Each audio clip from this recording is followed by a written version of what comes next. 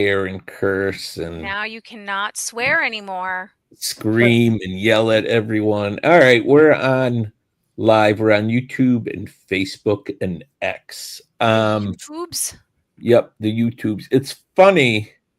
I always want to tell people, and obviously I'm telling people now since people are here, that I'm the kind of boss that screams and yells at the office.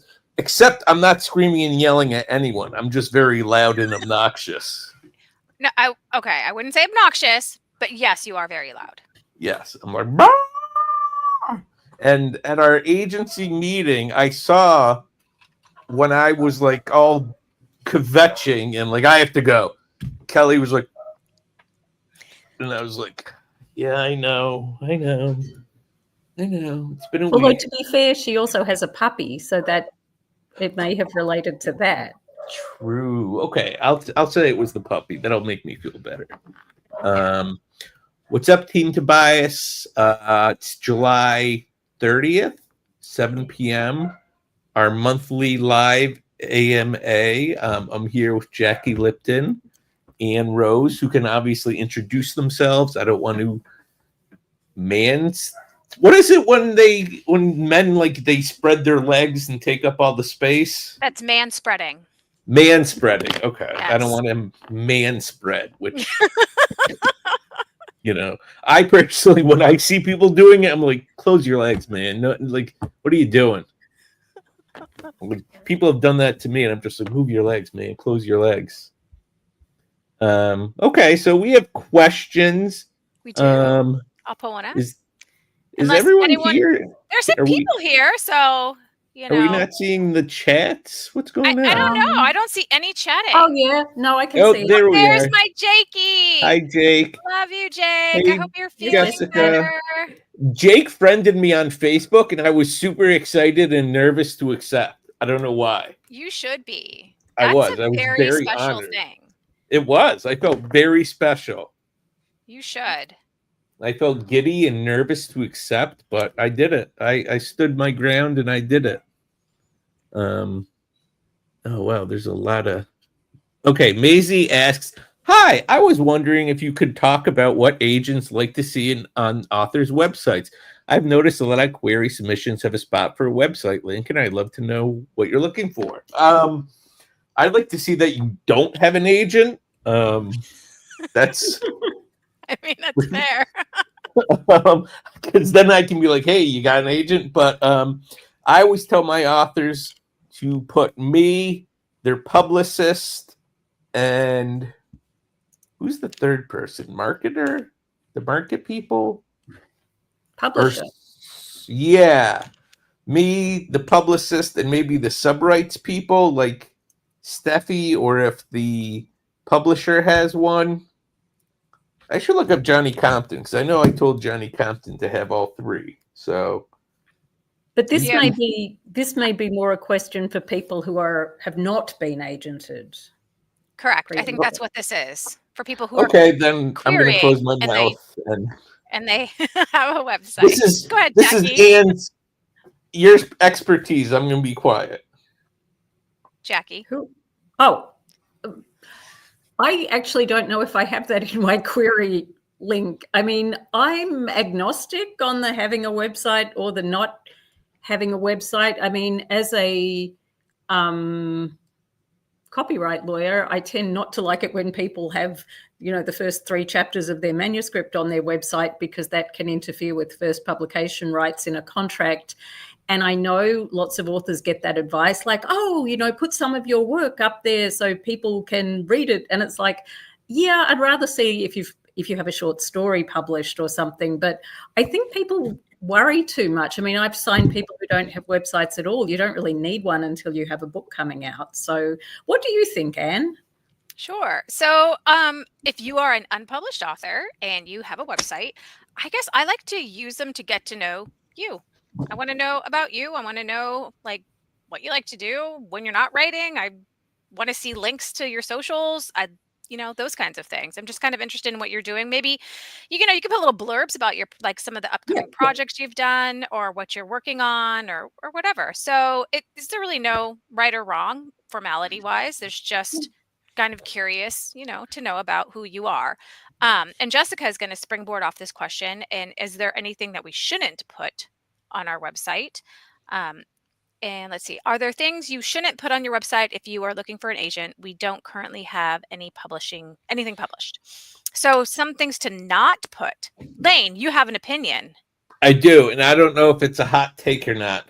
I don't like when I see what they're querying or what they're submitting. Like, oh, I wrote this book and it's out on submission. That's just a personal thing, and I have no reason why. I can't explain to you why I don't like it, but I don't. So that's fair.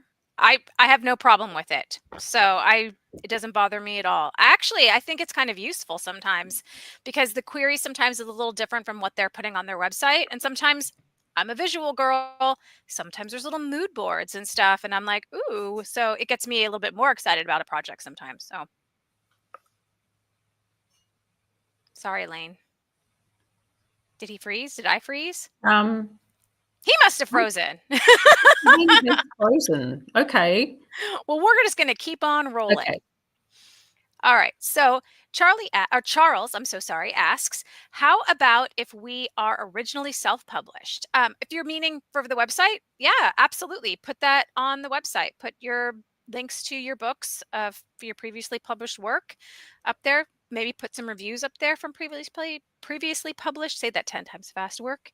So I don't think that it's a bad thing if you're previously published. Oh, there goes Lane. It's just us now. Yeah. But I agree with everything you just said. I mean, if Charles has a particular question, like if there's something in particular he's worried about, or it's just a general question, I agree with Anne. If there's a particular thing that is generating that question, please feel free to add on. Yes, expand is the word I wanted. Absolutely. Did we get you back, Lane? Yes, I'm back. Sorry. Hopefully I won't have to go on off camera because my internet is awful, despite the fact I pay big bucks for it, but say la vie. Say la vie. Oh, I was about to post something. It looks like we're having a little chats going on in the chat. Love it. All right, we have another question. So I will put it up here. And remember, everyone in the audience, please feel free to go ahead and type your chats, or type your questions in the chat, and we will get to them. So. All right, fine. I'll read it out loud since no one else will. It's your job, so. I guess. How can I make my opening pages stand out? What are the most important things to include in the first chapter? And Rose, I'm going to give this to you because Really? I was going to throw it to Jackie because I know Jackie has lots of opinions. Oh, good. Whoever has opinions. What I'm going to say is exactly the same thing as Anne always says, but you can hear it in an Australian accent, which is always fun. Which is much better. Absolutely much better. I wouldn't say that. No, Jake. I think it, but I wouldn't say it. Because I tend to, and I think a lot of editors, for better or worse, tend to be very character driven. I like to see the character, get to know the character. What does the character want? What are the stakes for the character? Why does it matter that the character wants what they want? What are some of the obstacles they're likely to face? So to me, that kind of, if I see that in the first chapter, that starts the narrative story engine moving along. I know why I'm engaging with this character, why I'm engaging with their story. And you can change the stakes and change the desires in the course of the story. But in that first chapter, I want to be engaged with the protagonist or protagonists. And the other thing I'll say, but it's the thing no one can define, is voice. Like, you can fix plot, you can fix story structure, but if the voice is really flat, really expository, really bland, but that's a subjective thing too, and people feel differently about what's a good voice and what's a boring voice. Right. I'd like to add that I always like to see agency. And what I mean by Yes. that is that a lot of times there's this advice to authors to start your story with action. And I think that No, is don't do it. not the thing to do. I see a lot of stories, especially fantasy, that start with a character running. And yes, that is an action and they are going somewhere, but I don't know enough about them to care about why they are running. And I also am the world's okayest runner. So I don't really have a love of running in itself. So it doesn't really work for me. But that to say, but if they have agency, which is a small, compelling goal, compelling being the key word, that they are trying to achieve during that first chapter while you're setting up the larger world and stakes and everything around them, it's very, very useful. So that is what I think. And Jake, no, no, Jake. Lane, would you like to read our next question?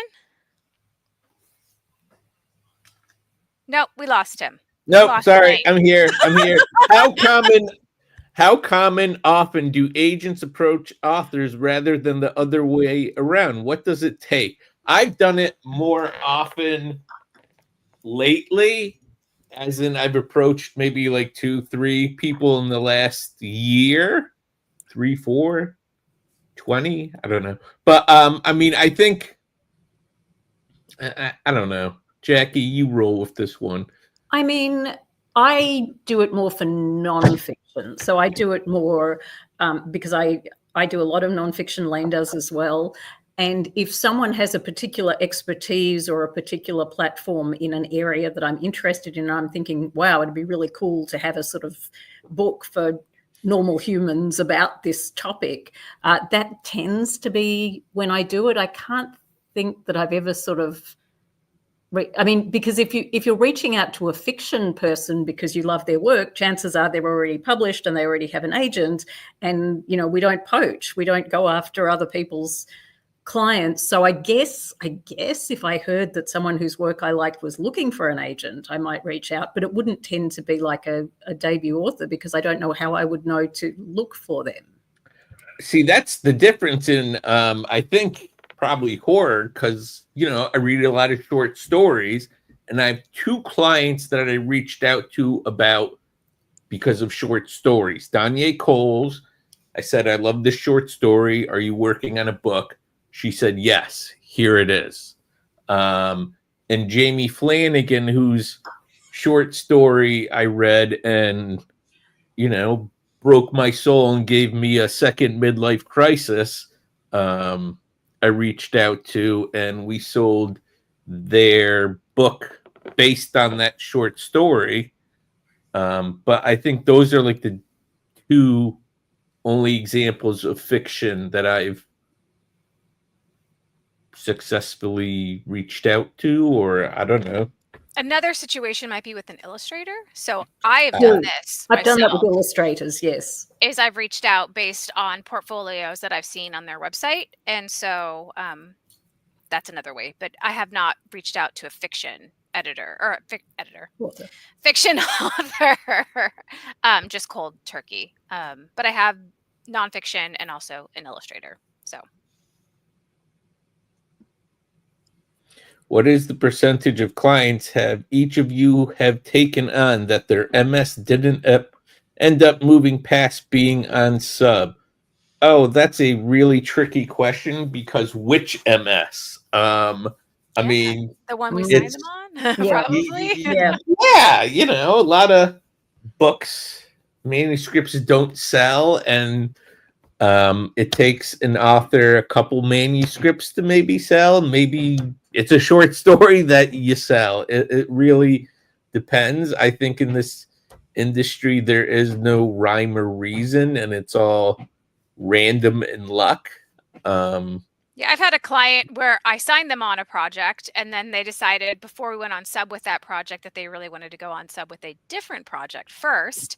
And we ended up going on sub with that and then selling it and then subsequently selling the one that I signed them on as well. But there's lots of different scenarios involved.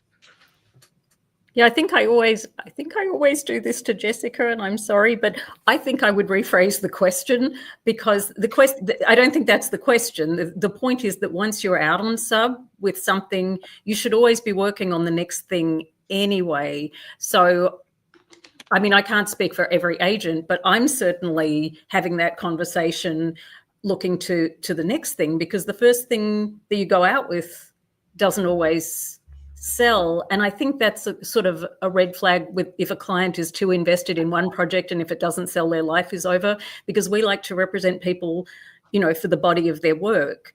So you have to really be having that conversation as soon as you're out on sub. Absolutely. Yeah.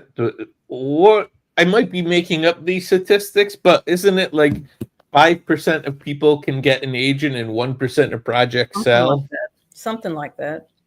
Okay. Just making sure I didn't like make that up, because I've always heard that, and I don't know if I've always heard that from myself or,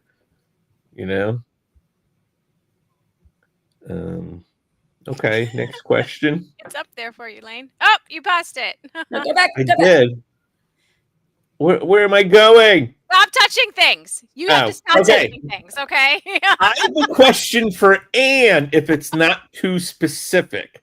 Your MSWL says if the dog dies, you're you're no interested or not interested, but what if the dog dies? As in one said scene, not a whole Marley and me. I mean, I guess it kind of depends, but more or less, I would rather the dog live. I don't know why it would be necessary for the animal to die. I also like happy ending books, not sad ending books. So that's just me. So it might not be the best fit for me personally if the animal dies. I'm not saying I wouldn't take a look at it. You can feel free to query me, and if the rest of the thing sounds like it's my jam, I can take a peek at it. But generally speaking, like, you can kill off all the humans in the book. You can murder all of them, but I prefer for the animals to live. Yeah, I'm co-signing in. You can run down every old lady in the book, but the dog, the cat, they got to make it out. So, and then I have my clients. So Melissa's laughing at Jake. So, bruh, I like this, bruh. How do you know if your writing is lit fic quality versus genre or market fiction? Ooh, I'm gonna let Anne handle that one, because I'm just gonna stumble through it and then get yelled at by Anne later. You're funny, because I would think Jackie would answer this question. Well, better. see, I keep questioning the questions because I've got that academic brain. But like, why would you need to know? Like, if you're talking to the agent about who to send it to, the agent's going to have a sense of to send it to literary leaning editors versus more sort of commercial. So my question is, I'm not quite sure I understand the question, because I don't understand why the author needs to know. I often get queries where the author describes their work as some particular thing, and I don't think it is, and that's not the group of editors I'd send it to. But if I like it, then I'll just discuss it with the author. So I don't know that it matters. I think because we always like to tell authors that they should know their audience, right? And knowing your audience is understanding what you're writing. So I think it's just about, when I think about literary fiction versus like commercial fiction, I think about like the language that's being used and how it's being used. So if it's very exposition-y and purple prose, and that leans to me more of a literary sign, where if it's more punchy and it's more commercial. So if that's the reason you're asking, is because you want to understand your own writing, you can also talk to your critique group. Ask them what they think, get their opinions. Where would someone else put it? A lot of times we can't even see it in our own work. So sometimes posing the question to others can help us find the answer. Can I also add to that, because I was actually talking to an author last week or the week before who had the opportunity to share her work with editors through a writing program she was doing. And she had received the comment that her pieces were literary rather than commercial, and they were looking for more commercial. And she didn't know what they meant, and she didn't ask them. And I think you ask. You know, if you get feedback from someone and you're confused, but like, don't be obnoxious. Don't like question every piece of feedback you ever get from a professional, because people have limited time. But if someone is making a note that you just don't understand what a word means, because I think sometimes we mean different things when we say literary. So there's nothing wrong with asking if you get an opportunity. Don't go to every agent who rejects your work and says, well, what was it? But it's hard for me to say this because I'm trying to say it. If you have the opportunity to have a one-on-one with someone, make sure you understand what they're saying. Do not bother every agent you ever query and make them try and justify whatever they said to you. Well, Al follows up with this a little bit and asks, what is the difference, like the divides between literary and upmarket? Do you want to take that one, Jackie? Yeah, I mean, to me, and it's along the lines that Anne said, I talk about myself being very character driven, and I think a lot of genre fiction is very character driven, and it has, you know, what I said before, the character with the desire line and the stakes, and they're trying to make something happen and they have agency in the story, and that's the focus. And there may be a wonderful setting, there may be a, you know, unique setting, or the protagonist may be from a unique cultural background, but it's the sort of the agency and the dynamism of the character that's driving the story. And I think that leans sort of commercial, and genre typically works that way. And genre has a lot of tropes, depending on whether it's, you know, romance, sci-fi, horror, whatever it is. Literary to me is where you're very much leaning into the beauty of the language and interesting situations between the characters. And it's kind of a interrogation of how characters react in a situation. The one that I read most recently, which I'm not sure I fully understood, but I would describe in this way, would be, what's it called? Miranda July's book that I've just forgotten the name of, that I just read. It's divided into 3 books. The language, you know, the individual sentences, you want to read them to people because they're very beautiful, but it's not plotty. It's not character with stakes trying to achieve something. So that, to me, and then there's, you know, you get a hybrid between the two, and that's often like upmarket fiction or, you know, literary commercial crossover type thing. So it's not a hard and fast line.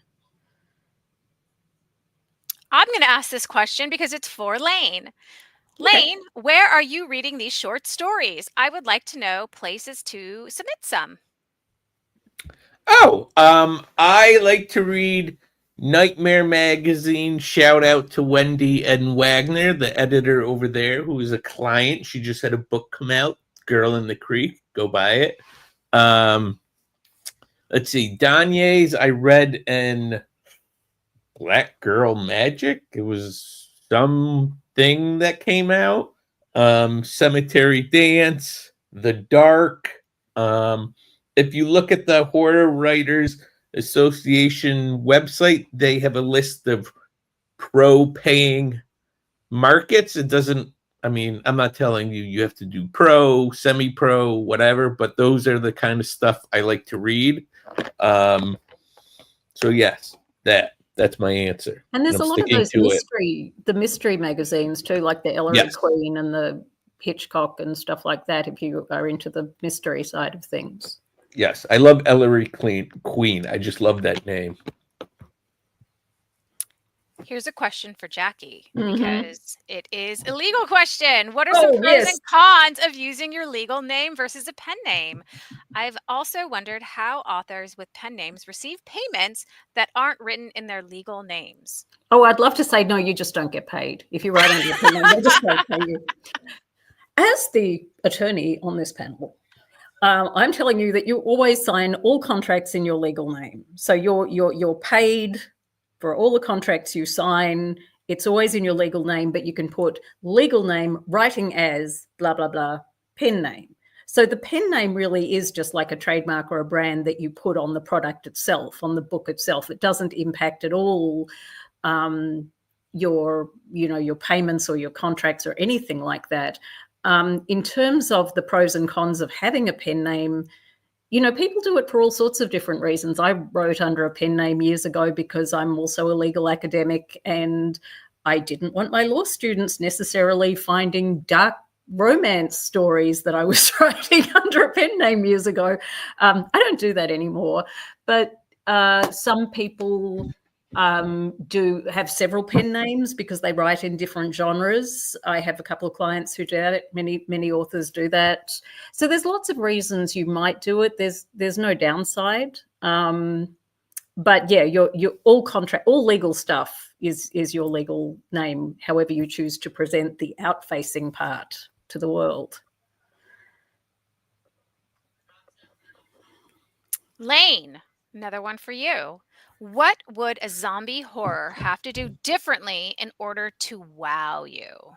I was busy typing out, don't we all want to hear about Jackie's dark romance? But I actually absolutely do. We're going to have a conversation after this. I doubt I have any copies of any of the stories even. Did they get published? Oh, yeah, just in little online scenes and things, yeah. What was the pen name? Do you remember? I am not discussing this right now. But I don't think any are available anymore anyway. We're being recorded. I get it. So to the question. Zombie, yes. I think it would have to not be a zombie horror. In that, there was this great movie called The Battery that was a zombie apocalypse movie, except it had absolutely nothing to do with that. It was just two friends on a road trip. It happened to be set against the backdrop. The world was taken over by zombies. These were two failed baseball players who have been best friends since growing up. And it's just about the relationship. And I think they both die in the end, but it's just, really, it's just a character drama. These two old friends, both failed baseball stars, now trying to survive in a zombie apocalypse, just being dudes. That sounds awful. That sounds It was a great movie. Terrible. Great Everything movie. about it. Great movie. I do like zombies though, but do you? I do. I didn't like know zombies. that. Interesting. I don't think there's such a thing as a bad zombie movie. I don't know about zombie book, but I mean, zombie movie, no such thing as a bad zombie movie. All right, we're going to move on. So, looking at ways to catch an agent's attention, what is the general opinion of including awards or competitions that the queried novel has been awarded in the query letter? Yes. Yeah. Do it. I think that's the easy answer. So we're going to keep going on. How long do agents usually give a manuscript before a manuscript to be on submission before it is considered to have died on sub? How long is a piece of string? I'm so bad with these questions because I'm just like I'm either really thick and I don't understand the questions, or I'm thinking they're really asking something else. But I think it so depends. It depends on how you do your submissions, because sometimes you do it sort of in batches. Sometimes you sort of do a rolling thing. Sometimes the market's really slow. So that's why I say how long is a piece of string, because I think it's really dependent. And, sometimes you'll come back to something, like you'll take something off submission and then the market will change. You might do a revision and go back on submission. So that would, I can't really answer that, but I don't know if other people feel differently. No, I think that answers it pretty well, Jackie. I mean, I had a project that was out on submission for 4 years and it got an offer. So how long is that string? I think that's a good way. Long. Good way to put it. That's the response now. How long is the string? What is the difference between a thriller and a horror without supernatural elements? Lane? Neither need to have supernatural elements. Thrillers tend to thrill, horror tends to scare, but from my understanding, the difference between thrillers and mysteries are that thrillers, we know what the protagonist doesn't know. So we know who the bad guy is. We know all that jazz, but the character doesn't know. Mysteries, we don't know, so we're along for the whodunit. And horror is anything to scare you, Anything that frightens you. I think The Handmaid's Tale, I don't care what anyone says, that's a horror. That is straight up horror. I couldn't get through the first episode. I was like, oh, I'm done. I'm out. Although the book isn't, I wouldn't call the book horror. I think the book is horror. It's terrifying. But it's dystopian, and I mean, then is it all dystopian kind of horror? Because no, I think Anne has a very cozy, fun dystopian. But that's unusual. Yeah, it's not usual. I don't think all dystopian is horror. I mean, like The Hunger Games isn't horror. It was dystopian, but I mean, it's it's pretty horrific, Lane. We have children killing each other for sport. It's a fantasy. I don't know. I don't know what to tell you. I'm just giving you my 2 cents. All right. Well, this is, I guess, a long question, and we're going to try to do it. I'm working on a manuscript that I think has real legs, but it deals with taboo subjects and requires a deft hand. I worry that the query letter can't convey my convey of the language story. So the question is, how does one put their best foot forward with this? Obviously, I'm the wrong person to ask because I can't put my own best foot forward. I mean, I'm someone who doesn't really care that much about query letters, and I'm just going to read the pages anyway. So if the pages work, that's fine. But I would put a trigger warning in the query letter. I would say, TW manuscript contains depictions of blah, blah, blah. So the agent knows to expect that. I'm going to answer this question the way I would any question that asks about query letter, is that a query letter should tell us 4 things. Who is the main character? What do they want? What are their goals? What stands in their way? What are their obstacles? And what happens if they fail? What are their stakes? So that's what the query letter needs to tell us in the long run. And if it does touch upon some tough topics, maybe a content, warning or suggest, let you know, like, just we're going to be discussing these topics, but otherwise that's it. I don't overthink it, I think, is the best way to say it. Lane, do you want to ask this one? Yes, I do. How does it work to sign an author on more than one project? Say the author has a huge portfolio. How do you slip more manuscripts into a publisher once there's interest in that first one? Are we talking about picture books? We have to be talking about picture books. Yeah, then I don't know. I'm confused. I'm sorry. Yeah. I'm confused. I'm not sure we understand the question, Jessica, but I think if I can read into it a little bit, I'll say that when we talk to authors, we always usually talk about what their other projects that they have in their pipeline, right? So Jake, who's on this call, love you, Jake. He's got like 253 different manuscripts that he has, and probably 15 more that he's working on currently. So we're always talking about something, working on something, and we could just do one at a time. And that's all we've been doing, is just one at a time kind of thing. When we do get an offer from a editor, a lot of times we're trying to push multi-book deals. So we'll be like, you want to take one book? How about 2? How about 3? I think just recently there was an announcement for a series that sold that was like 7 books, which is... Oh, yeah, I saw that. Right? So, I mean, you never know. So things are happening. So it's about having that conversation early on with your agent about what your portfolio does look like and how we can work together to get your work out there. So hopefully that answers your question.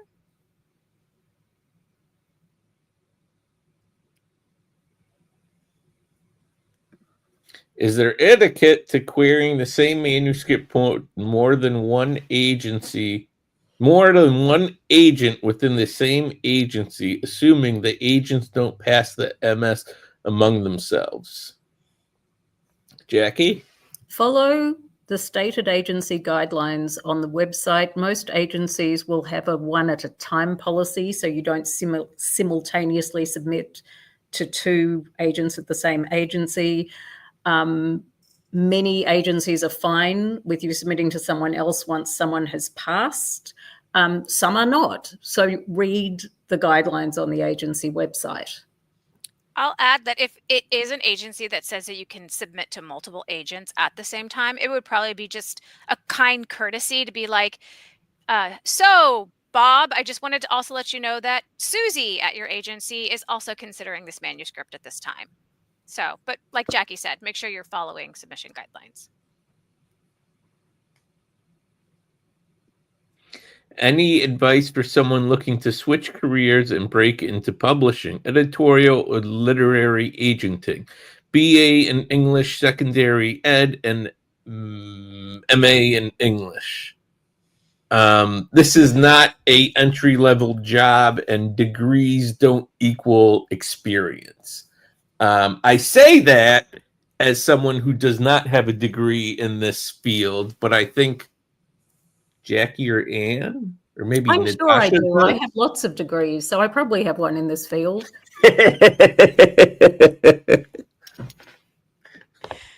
You don't need a degree to be an No. agent, but it is one of those jobs that does require you to put in some labor in order to get your feet wet. So it's very much a privileged position to be able to become an agent, because usually you're not paid at first, and most of us work on commission, so we only get paid if we sell projects. So I would highly recommend, if you can ever get an opportunity to just kind of sit down one-on-one with an agent and kind of talk about it, maybe that would be a better way to have that conversation about, what they did. But every agent's journey is different on how they get into agenting and why, and all of the things. So if it is something you're looking to pursue, then I would first suggest looking for internships. Yeah, I think a lot of us did started with unpaid internships, and I started interning, unpaid, at an agency that was very generous with making the agents available for informational interviews to interns, so we could talk to the different agents about their different parts, and they gave us advice and, introduced us to, well, not so much introduced us to, but said, why don't you reach out to so-and-so at this agency and see if she'll give you an informational interview. So I think if you're doing an internship, you get that opportunity to have those conversations and kind of figure it out. And, I was working full time to make money, so I was interning on top of that. But a lot of the internships, like 10 hours a week. It's not like you have to quit your job or anything. So I had a great experience. So I recommend it. Is there a certain number of form rejections that is just a clear sign that you should let it go? Some agents have suggested 30 or so, but there are hundreds and hundreds of agents, right? And you queried, well, Jackie queried too. I'm the only one who. So I think a really good rule of thumb when querying is that I like to send in batches. I think that that's a great way to kind of do it. Send things out in batches and see as things come back. If you are consistently getting form rejections, that should signal to you that either something in your query or something in your opening pages are not working, because that is what the agent is looking at. So if you're only getting form on your query letter, then check your query again, make sure it's working, and check those opening pages, make sure they're grabbing, they're attention grabbing, something isn't off in them. So once you start and you figure that part out and you start getting requests, if you start getting rejections after that point, generally it's midpoint. Something in the middle isn't working out. So the agents aren't necessarily getting all the way through the manuscript. So that is your more or less guide, rule of thumb, kind of generalization when it comes to querying. So there's lots of us out there. So you just have to keep trying. Anyone else? I think you said it perfectly. With regard to query letter 4-point referenced earlier, what if the MS is literary and the answer to all those questions is it depends? It can't possibly. You know who the main character is. So I hope there's a main character. Maybe there's multiple main characters in that situation. I don't know. I think in the end, there still has to be a story. And so you have to convey that story the best way that you can. So there has to be something that leads to something. So otherwise, what is it? Just a series of random events that take place that don't equate to anything in the end. So I bet you there's an answer to these questions. Love you too, Jake. Hi, Well, Jake. there's Bra has just said it's an ensemble piece, which I don't know if that's joking or serious, but I have sold a piece with this is a very academic term, collective protagonist, which is not the same as multiple points of view, although the book did have multiple points of view, but it's where there's 4 or 5 characters working together as kind of an organism, like you put them together and that gives you the, narrative engine of the story. And when I pitched that to editors, when I sold it, I had my paragraph describing the story that just did what Anne said, just explains the story and names each character where they come into the story and do the bit that they do. So I think it's what Anne said. I think it's really, what's the story? Tell us the story. And you are go welcome for it. to ask all the questions. Ask all the questions. Do not feel sorry. That's what we are here for, as Jake also said.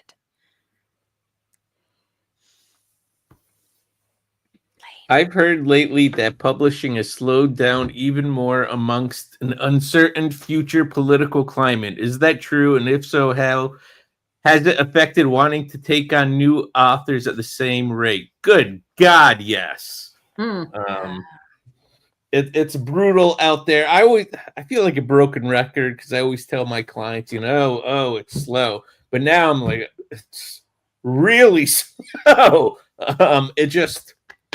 It is. I think people glut themselves last year. So now everything's, I don't want to say backed up, and there's so much concern about the climate we're in that people are careful what they're buying.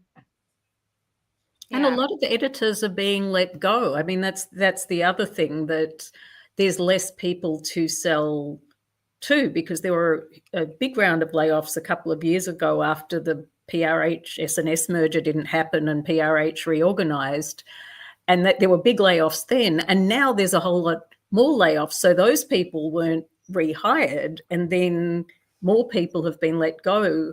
So more and more editors are taking on other editors' lists and don't really have the bandwidth. They rely more on backlist than acquiring new pieces. When they acquire something new, it has to be like a breakthrough, whatever that means, because otherwise they can rely on the backlist. It's tough. I'll also add, if I can, that because we also have some things out on submission, it's harder to take on new because we still have backlogged old. Yes. So, and we can't have our authors competing with each other on editors' lists. So I like to call publishing a train. And so the little publishing train is just kind of not moving so quick. A lot of editors have said they're no longer doing debut. They don't want debut authors. And there was something very funny I was going to say, but I forget what it was. Well, that's not funny. It's saying that. No. So. I know what it is. When people say, "Oh, I want to be an agent," thinking of becoming an agent, I'm like, "No, stop. There's too many of us.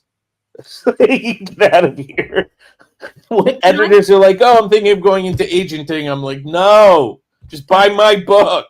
But can I be very earnest and hopeful for a second? Because that's what I live in, this world of naive hopefulness when I can.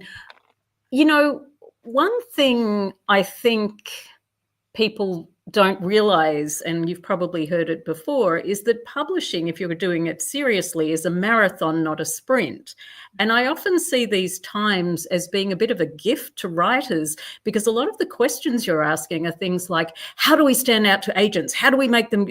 And what you could do is say, okay, well, could I take this 6 months or this 12 months and really improve my craft, really join a stronger writing group, take some courses, whatever it is, and see it as a gift and an opportunity rather than a challenge. Because what's the difference between being a little fish in a difficult pond right now with an agent versus really being as absolutely polished as you can be when things pick up? I even say that to my current authors if we're having trouble selling stuff. And everyone's like, well, what if I do this piece, or what if I do this? It's like, what if you take a breath? You know, you've got these 3 ideas that you're working on. Let's think about which one you like. Let's take this time and use it.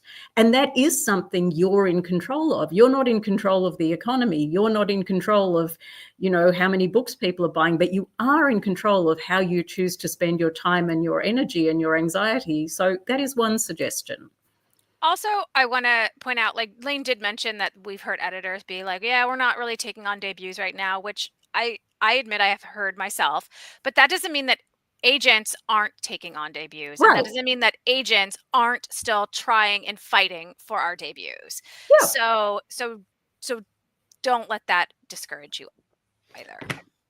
I was going to hop in and say, no, I'm burying them all, but that's not true. I'm taking on, Yeah. we love authors. You're our bread and butter. We always want big, great names. Many of my authors have come through the quote unquote slush pile. Yes, I didn't mean to sound like don't ever query agents ever. I just meant, you know, it is an opportunity to think about your goals and, you know, query and take what comments you get. And I signed someone, I'm not even open to queries, and I signed someone 2 weeks ago. So it was an unusual case, but yeah, I do like to sell things. Yeah. All right. Next question. Aside from writing competitions, are there any other things that can be added to a query letter that would boost a writer's resume? For nonfiction, you know, we have to do a bio. And I always tell clients, authors, you know, I want to know everything. Even if Obama spat on you, you know, I'll decide whether it's important and if it should go in the bio. You know, if you shook Obama's hand and he got mad, maybe that'll help sell the book, you know, who knows? So I think I lost my train of thought because I was busy talking about Obama. I'm sorry. I think at the end of the day, be quiet. Unless you're writing nonfiction, right? Your resume for writing, it's not critical for fiction. Mm-hmm. So just make sure you're writing the best book you can and putting it forward. So don't stress too much about your writing resume for fiction. Yeah, like if I had the choice, and I've now buried a hole. I've dug a hole and I've buried myself. But it's like, if I had the choice between someone who was trying to beef up their resume versus someone who was really working on their craft and it showed in the pages, I would always take the second person, because I can't sell a resume. I can sell a book. So it's a good point. point. I also hope Obama hasn't spat on you. Yeah, I don't think he would. Are agents usually turned off by query letters that mention the book being the first in a series? I've heard mixed opinions on the topic. I have very strong feelings on this. I don't care. I think it's, I won't say silly to say it's part of a series, but I mean, if the first book doesn't sell, you don't have a series because, you know, there goes your second book, unless it's like a standalone. You know, I've heard from editors that they would love to know if it's a standalone with series potential, because like Anne always says, everything can be a series. Everything can be a series. Every book ever written can be a series.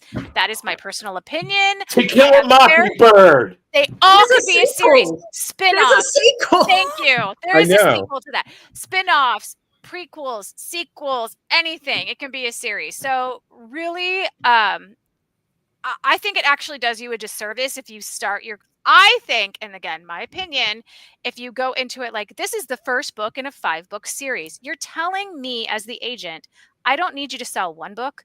I need you to sell 5 books. And I think that is going to hurt you in the long run. So this is, you know, the first book in a potential series. Great. It's a standalone with series potential. Fabulous. I don't even think you have to say it, but you can. But if you go in there, this is the first book in a 3-book series, you're telling me I need you to sell 3 books in order for me to tell this story. And so that is already putting like a little, you know, it's just, you're just making it harder for yourself. Jackie? And sometimes, yeah, I totally agree with you. I mean, I think you're setting up an expectation that does make it hard for the agent. But I was going to say that sometimes it just happens anyway, because I have two authors who are writing who have two book deals with the same editor at the same imprint, and one of them is sold as a series, like it's the first two books in X series, and there's the potential for future books. And one of them, it was just standalone book and a second standalone book. And the editor liked the characters so much in the first book that she wants it to be a series. And the author's like, I don't want to do a series. I want to do something else. And so sometimes you'll find the editor is saying, no, let's do this. And the author's saying, no, I've lost interest in that. So it can happen the other way too. I love that. That's a good story. It's hard to tell how important comp titles are, especially when I see PM deals using films, bestsellers, and 20-year-old books as comps. What are your thoughts on these? Comps are very important, unfortunately, not only because they tell us a lot about the story, like, Thelma and Louise meets Zombie Apocalypse. That tells you what the story is. Also, that's how they can pitch it to sales, and then sales will be like, oh, Thelma and Louise, that did fantastic. Everyone loves that.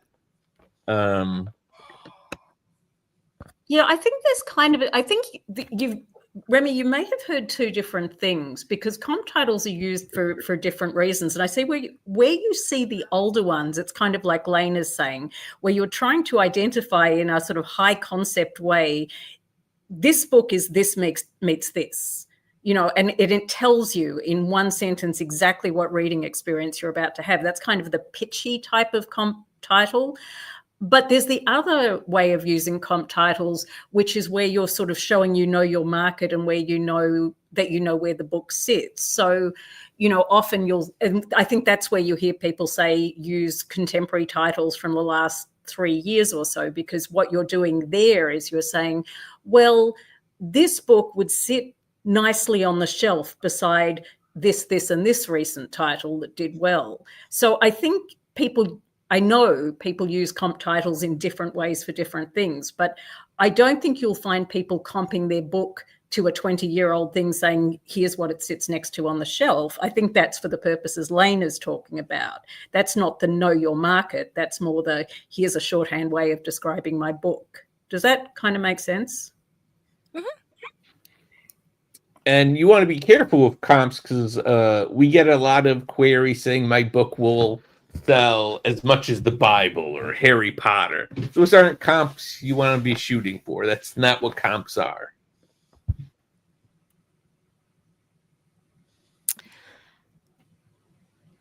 Go ahead, Lane. Okay. I saw your face. I was about to talk, and you were about to talk, and we. Oh, I wasn't about to talk. I just saw the first couple words and was like, oh. I've been told that complex women characters written by men like me are harder to sell because of author positionality. I wouldn't call it that. How true is this, or how much BS have I been fed? Bruh. And bruh, take it, bruh. Jackie has something to say, so. Yeah, because I don't think positionality is the right word. I agree with Lane there. And I think it's not quite the right question, because books written by men about female characters sell all the time, as do books written about men by women. Mm-hmm. I think it's always a question of authenticity. So it's not positionality. It's not, I'm a man, therefore I can't write women.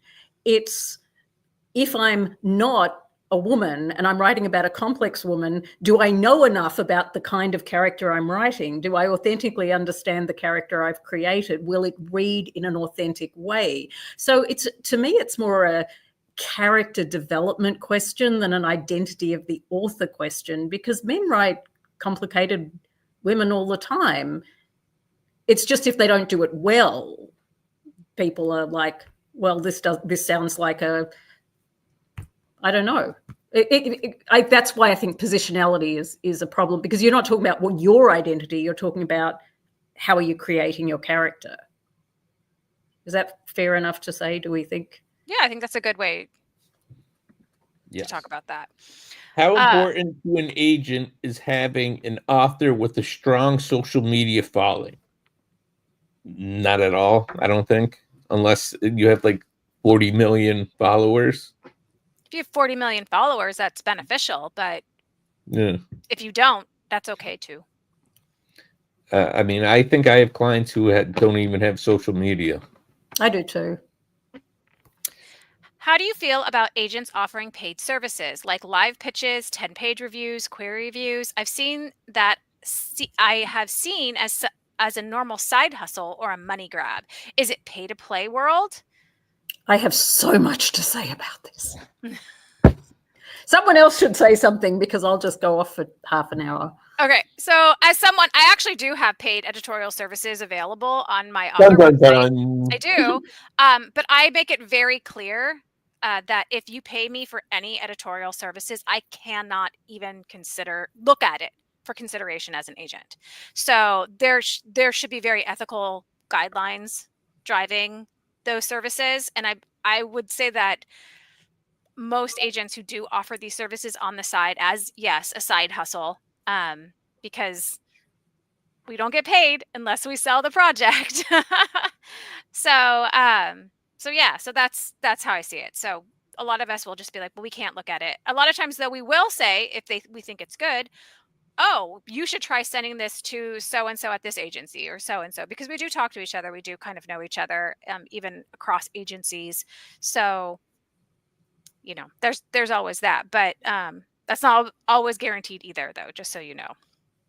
Yes, I want to add, and I totally sign on to everything Anne said. I think as long as people are doing things ethically and the AALA updated its code of conduct such that, as long as you keep an ethical line between your private practice and your agency practice, that's, fine, because agents need to get paid. Most of us do work on commission. The pay-to-play world comment is the one that I think often comes out of conference opportunities. And this is something I have although I do them, like I do go to conferences, I do critique work at conferences.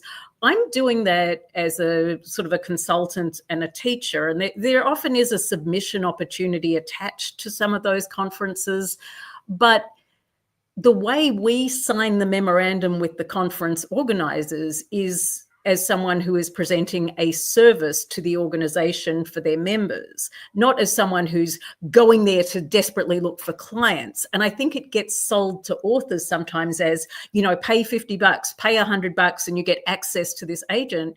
Most of us, even though we're not open all the time for queries, are open some of the time for queries. So why would you pay if you're only looking for access? You could just query us. I think if you're paying for those opportunities, you want to go in mindful of what the conference is offering. Now, I know some conferences do say this is to access agents. You could access all these agents.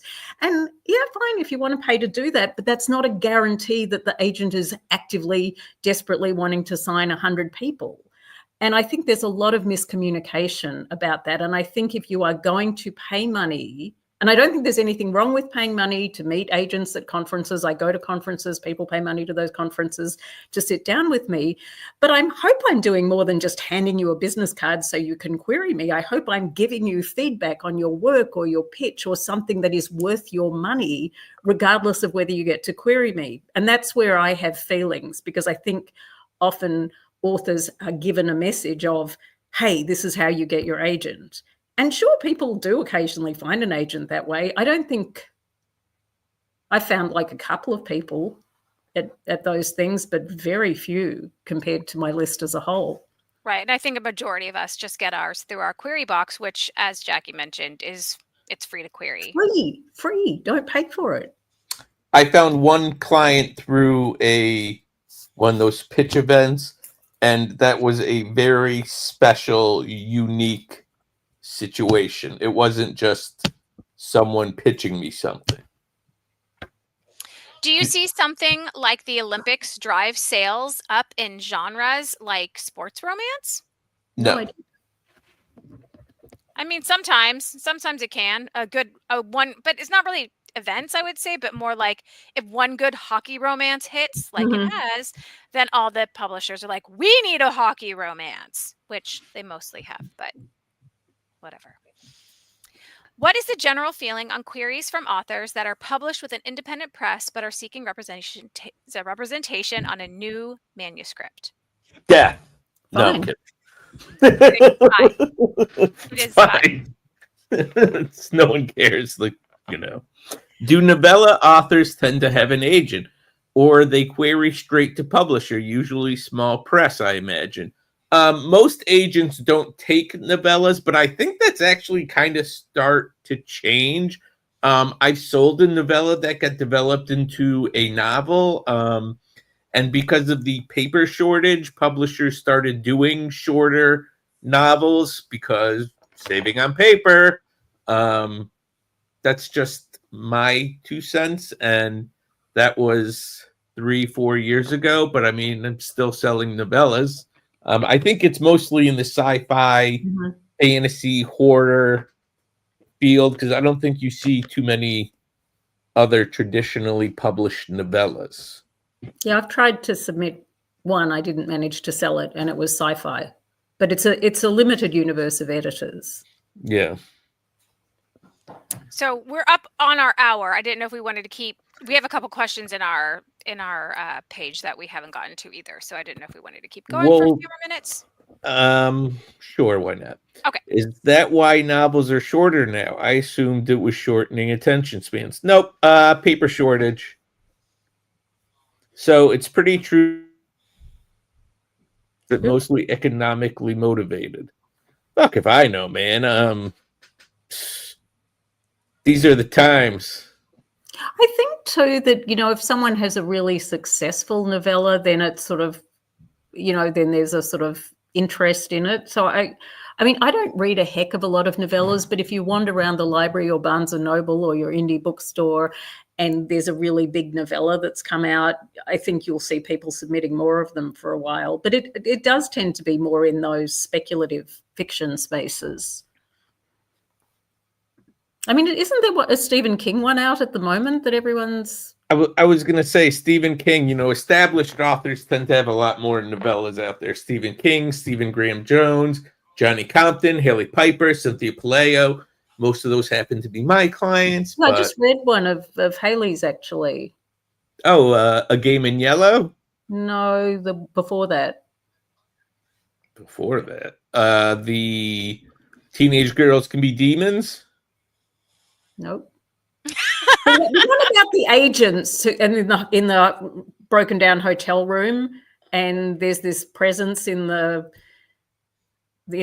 this creepy presence in the hotel room that's trying to grab a body, and she's your client. She's my client, man. There's so much stuff. And Haley Piper is very prolific. There's books come out that I was like, I didn't even know that book existed. But it's from the indie space. People always got to be publishing. I really struggle with writing middles. Any advice for how to keep the middle of a book propulsive and interesting? I think if you're having trouble writing the middle, like you're getting bored, so will the reader, and maybe it's time to wrap it up. Wrap it up. I actually have a suggestion for that. Oh, good. So a great way to combat a saggy or soggy middle is to look at what your climax is and move that to your midpoint, and then figure out how to raise the stakes for your climax. So just a little That's a great idea. No, I think that's very true, and I would usually say something similar to that, because I think what happens is that writers tend to pull their punches. They tend to have in their brain, here's the big reveal and here's where it has to happen. Then they get to the middle and they're sort of muddling around going, well, I can't get there too soon, and it's like, you can trust your reader and you can trust yourself as a writer that you can come up with something better for the climax if you do what Anne said and ramp up the action earlier. All right, last question of the night comes from Anne. What's the difference between copy editing and proofreading? Should I pay to have someone copy, edit, proofread, or edit my book before I query it? No. Do not do that. There actually is one more question. Do you want to take it or do you want to wait till next time? The greatest advice I heard is from Jordan Peele. Follow the fun. That's not a question. No. That was something one of my MFA instructors used to say, and I didn't realize he'd probably stolen it from Jordan Peele. Jordan Peele probably stole it from your MFA instructor. What was the last question, Ann? This is the last one that we had in our list for the evening. Can you talk about hooks and how to tell if your hook is strong? Your hook is strong if you want to keep reading, or if you're like, hey, I want to see that. I want to read that. What is a hook, Lane? I don't know. I know it when I see it. Anne is much more eloquent in describing what's a hook. So your hook is what makes your book. Keyboard. Your hook is what makes someone want to read your book. It's what helps it set it apart from the others that it would sit next to on the shelf. That is your hook. Yeah, the question I ask to try and answer that question is always, why am I reading this? And if the answer is, I don't know, then your hook isn't working.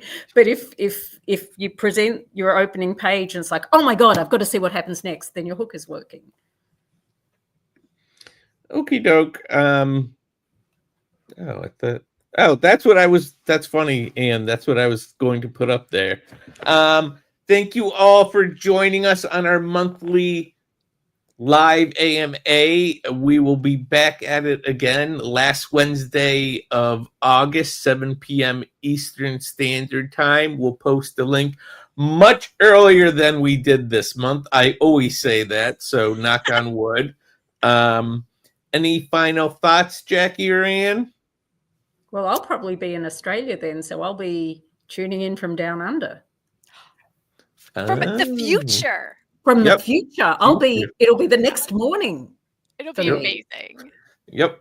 Magic, man. I'm going to do some self-promotion, which is I have a giveaway for going on Goodreads for a excellent chance to fall in love. So if you want to go enter this giveaway or add it to your TBR or anything, it's coming out in a couple months. And so that's what authors do. We have to promote our work. So there you go. I'm going to promote my work. And I already reviewed it on, what do you call it? Edelweiss. Oh, thanks. Yeah, I sent it to you. Said, look, I did it again, or something like that. You did amazing. I don't get to see them, so. Oh, you don't get to see them? No.